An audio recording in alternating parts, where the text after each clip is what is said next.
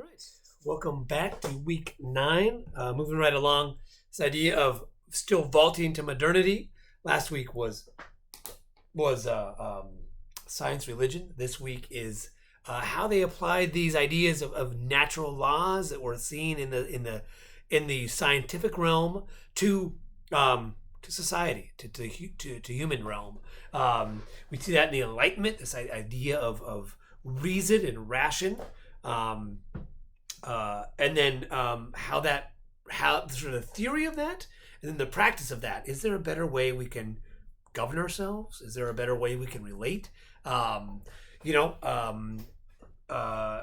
and kind of just working through these ideas. So that's kind of what these sort of movement are.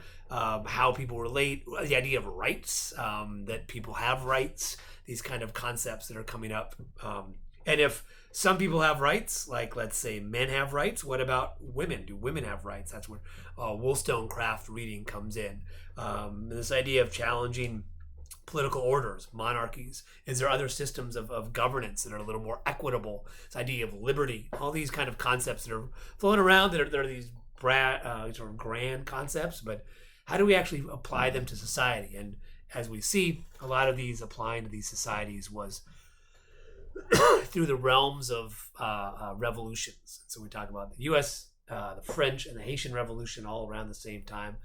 The Haitian one's really interesting. I mean, it was really trying to apply, again, the application of a theory of breaking away, starting a new government, and in the Caribbean, particularly sort of this slave revolt. If it's good enough for the U.S. against Britain, why can't we here in Haiti have a breakaway from France? So, very interesting world there.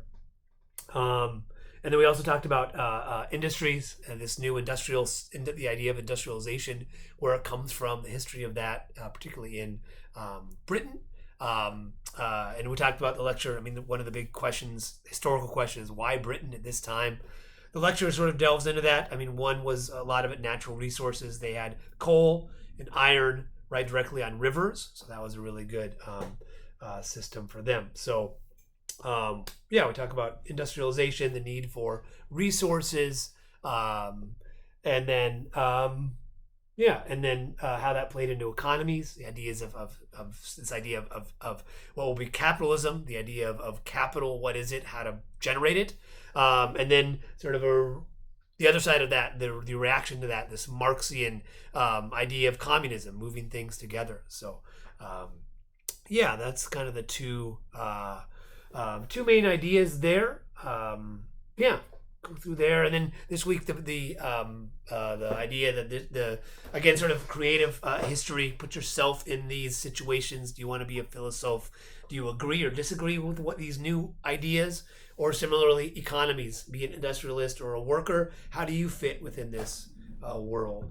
And then the last thing here, the last little part of this product papers. I'll return them all to you. Take a look at them. Take a look at my comments, and then if anyone can revise. So if you get your score back, you're like, hey, I want to improve that, or oh yeah, now it makes sense of what I should have done. Totally fine. The product paper revision protocols are here right above the midweek check-in. So basically, you get to take my paper and comments and the guidelines with you, make an appointment with a writing tutor, go through my comments, have them work through those ideas. The main one, again, you'll see my main comment was a lot of people had 3 ideas in their thesis. This paper, you have to have 1 idea in your thesis. So if you can narrow that down, that's great. And then revise it, have them email me, say, hey, made an appointment, I talked with them, and then return it anytime between now and the last day of the semester, which I think is December 11th here. So, that's it. If you have any questions about my comments on the product paper, please let me know. If you want to set up a meeting with me, we can.